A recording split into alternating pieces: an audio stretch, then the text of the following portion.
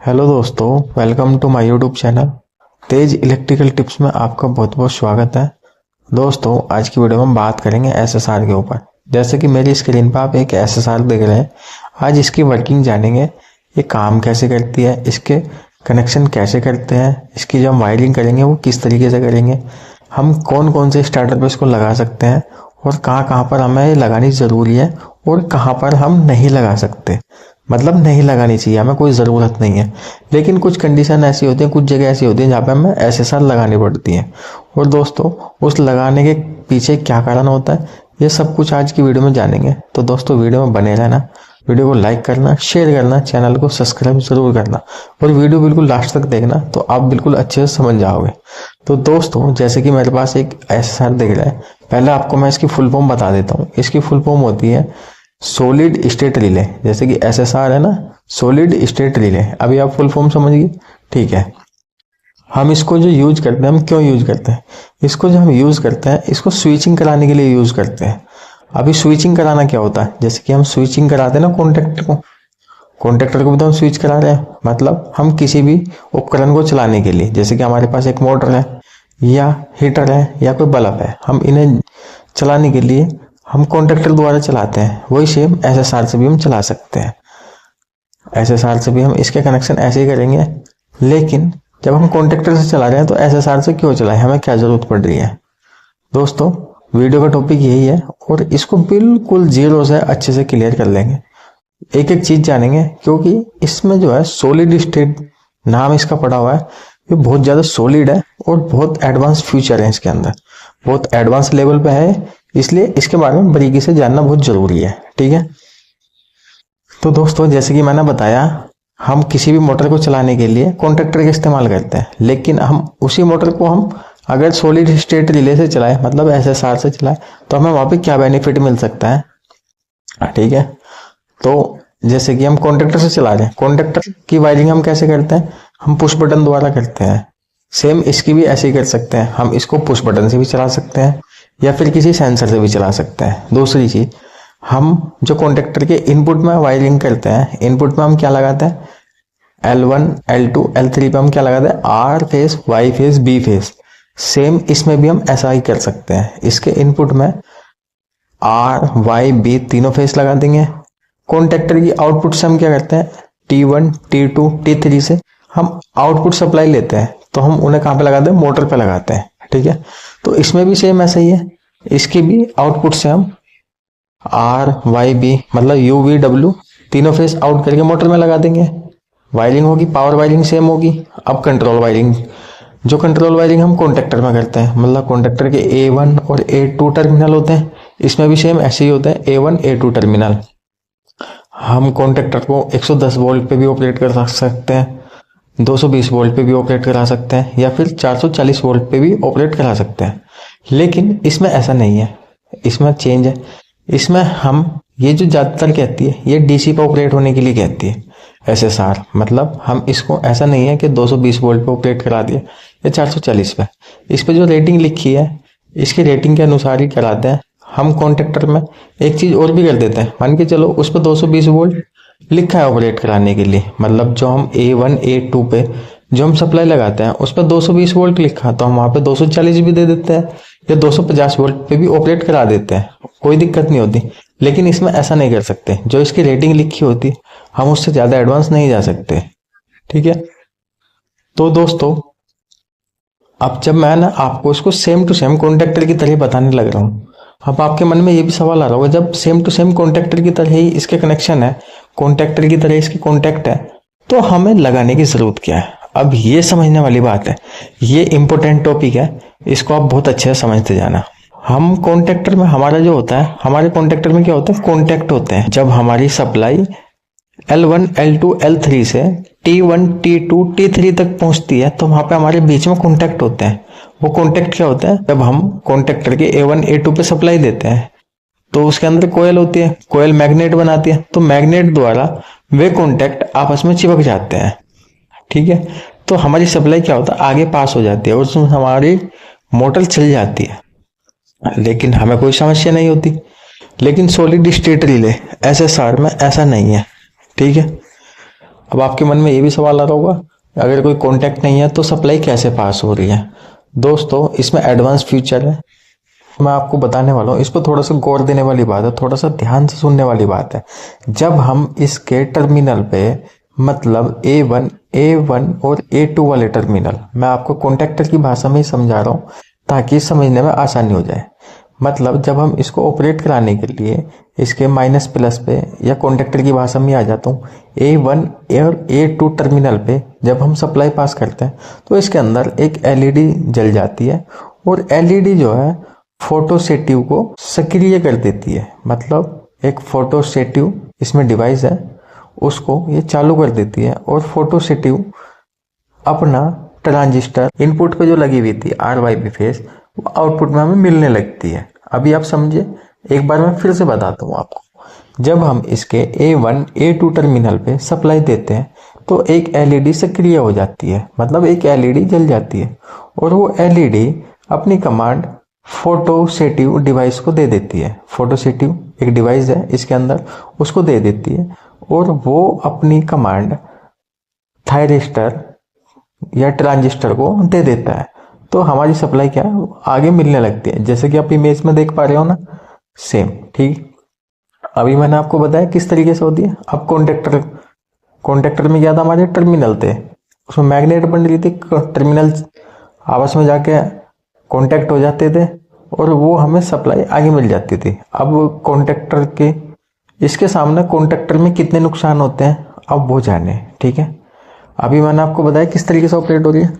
अब कॉन्टेक्टर और रिले में जब हम इनको ऑपरेट करते हैं तो ये क्या करता है, एक चिंगारी छोड़ रहा है कॉन्टेक्टर, मतलब जो हमें बाहर से नहीं दिखती, या फिर अगर हम किसी बारीक चीज़ से देखा जाए, या फिर अगर उसके कॉन्टेक्टर के नीचे कोई कागज़ लगा दें तो वहाँ पे हमें चिंगारी मिलेगी। क्योंकि जब इसके आपस में कॉन्टेक्ट लगते हैं तो वहाँ पे एक आर्क पैदा होती है, आर्क बनती है। अगर आप केमिकल कंपनी में हो, या फिर किसी कपड़े वाली में, या किसी थिनर वाली में, या कोई किसी गैस वाली कंपनी में हो, तो ये ज़्यादातर सेफ्टी वहाँ देखने को मिलेंगी। वरना हम अदर किसी कंपनी में है, जैसे किसी मिल में है, या फिर किसी भट्टा झोंकने वाली कंपनी में, तो वहाँ तो ऐसा नहीं है। वहाँ तो सीधा कॉन्ट्रैक्टर चलता है, और वहाँ पे कोई चिंगारी भी निकले कोई फ़र्क नहीं पड़ता। लेकिन अगर हम एक सेफ्टी पर्पज़ पे देखा जाए, जैसे कि मैंने अभी कंपनी का नाम गिना है, गैस वाली कंपनी है, या फिर केमिकल कंपनी है, या फिर थिनर कंपनी है, इनमें क्या होता है, इनमें बहुत सेफ्टी का ध्यान रखा जाता है। और वहाँ पे हम क्या करते हैं, सॉलिड स्टेट रिले का इस्तेमाल करते हैं, ताकि हम कोई भी एक्सीडेंट का चांस ना ले। दूसरी चीज़, अब ये जो हमारे पास ग्लास रिले है, आप ग्लास रिले को सोच रहे होंगे क्या उसमें आर्क कहाँ जनरेट होती है, क्योंकि वो तो ऊपर से कवर है। बिल्कुल दोस्तों, ये जो चिंगारी होती है ये कहीं भी कितने भी नुकसान दे सकती है। ये बिल्कुल फिक्स होती है, बिल्कुल पैक होती है। जो अपनी SSR है ना, ये बिल्कुल मैंने कहा ना सॉलिड, मतलब बिल्कुल पैक होती है। इससे हमें कोई चिंगारी का, कोई आग लगने का खतरा नहीं होता। ये कॉन्टेक्टर हमारा, हम उसको मान के चलो 1 मिनट में हमें 500 बार बंद करना, चालू करना, तो ऐसा कॉन्टेक्टर के साथ नहीं कर सकते, वो खराब हो जाएगा। हम सॉलिड स्टेट रिले के साथ, मतलब SSR के साथ ऐसा कर सकते हैं, 1 मिनट में उसको 500 बार चला सकते हैं, या 1000 बार भी चला सकते हैं। मतलब चालू बंद कर सकते हैं। अभी आप समझिए कितने बड़े बेनिफिट है। हम कॉन्ट्रैक्टर के साथ ऐसा नहीं कर सकते, लेकिन सॉलिड स्टेट रिले को हम ऐसा चला सकते हैं। मतलब कितनी बार इसको ऑपरेट करा दो, उसको कोई फर्क नहीं पड़ने वाला, क्योंकि उसमें कॉन्टैक्ट नहीं है। कॉन्टैक्ट तो आप समझते हैं ना, जैसे कि हम अभी आप इमेज में देख पा रहे हैं, हमारे क्या एकदम कॉन्टैक्ट जाकर लग रहे हैं, तो वहाँ पे क्या आर्क जनरेट होती है।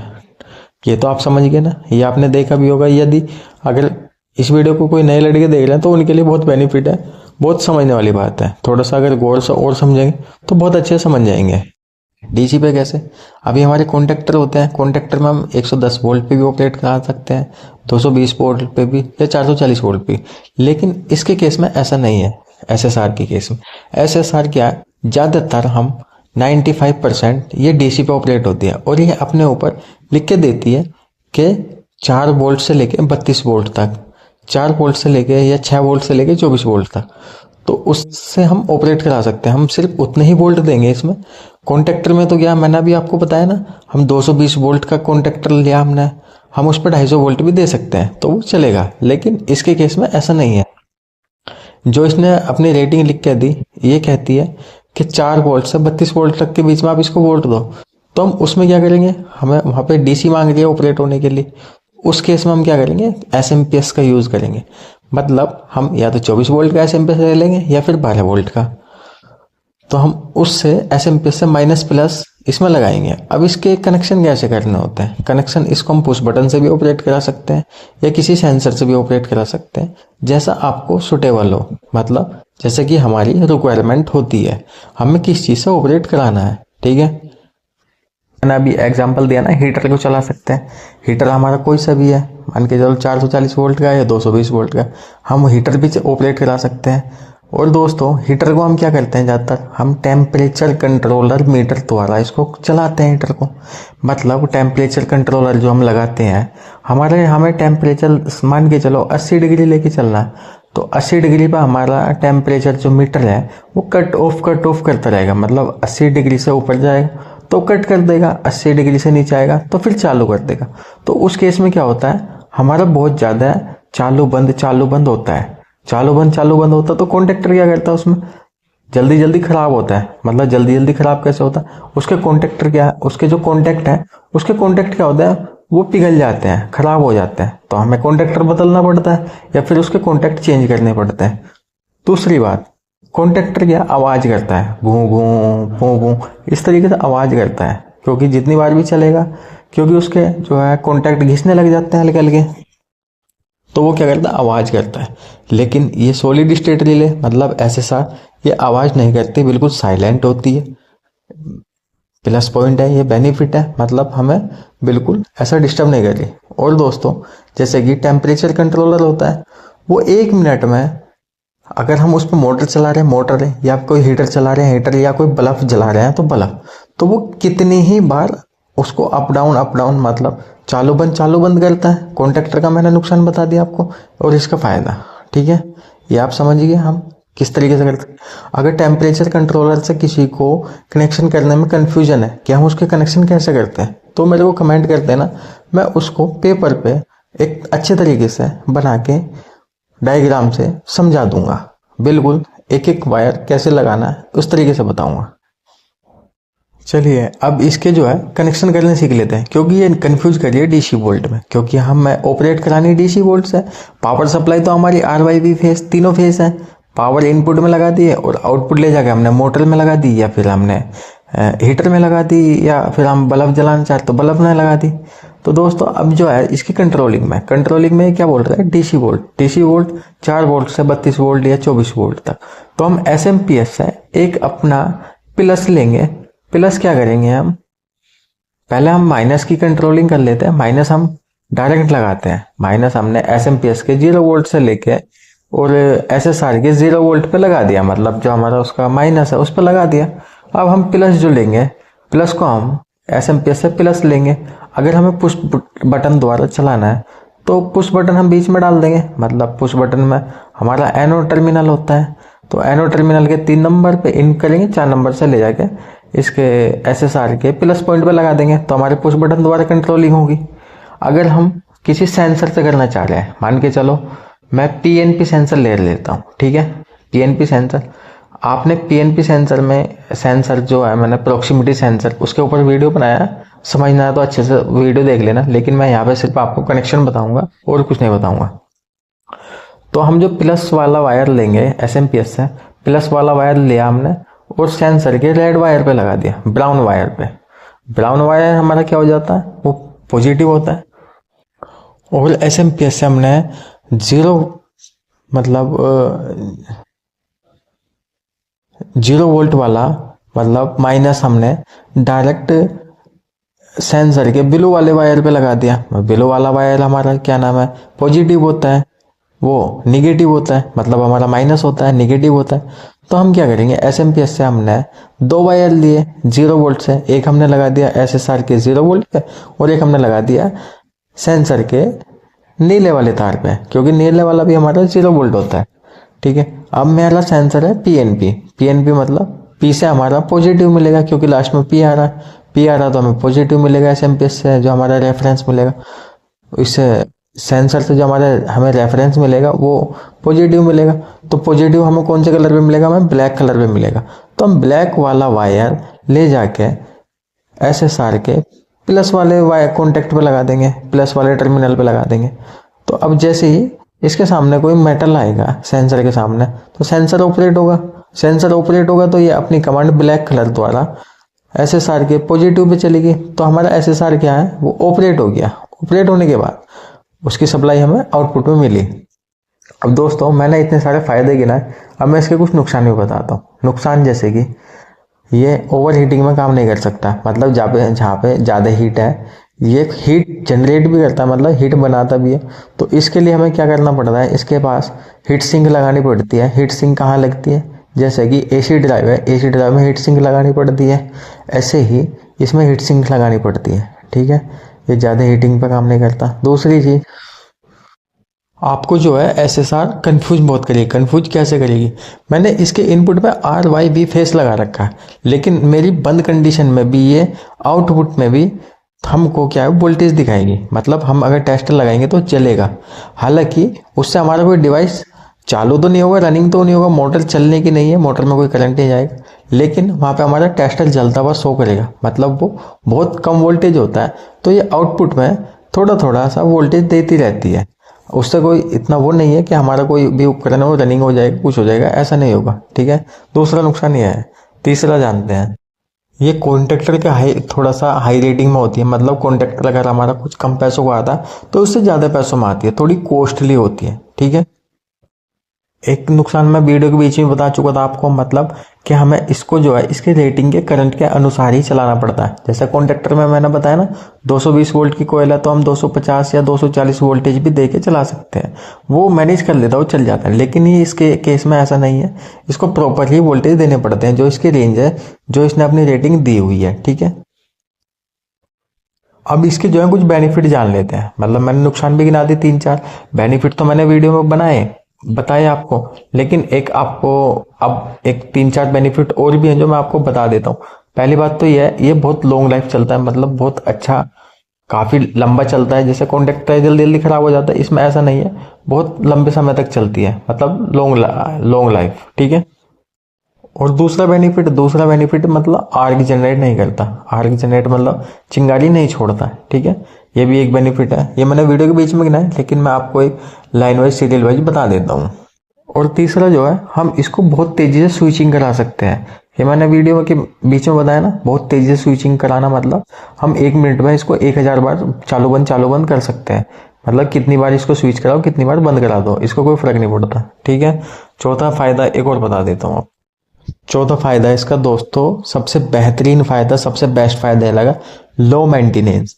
लो मेंटेनेंस मतलब ऐसा नहीं है हम कॉन्ट्रैक्टर को हर महीने या 2 महीने में उसको बार बार रिपेयर करते रहते हैं, इसमें ऐसा नहीं है। ये लो मेंटेनेंस है, एक बार लगाई लॉन्ग लाइफ चलाओ, सबसे बढ़िया प्लस पॉइंट ये है इसका। तो दोस्तों मेरी वीडियो कैसी लगी, वीडियो को लाइक करना, शेयर करना, चैनल को सब्सक्राइब जरूर करना। मेरे को कमेंट में बताना आपको इस वीडियो से क्या सीखने को मिला। वीडियो थोड़ी लंबी तो बनी, लेकिन दोस्तों सीखने को बहुत कुछ मिला होगा। तो दोस्तों धन्यवाद, इस वीडियो में एंड करते हैं। Thank you.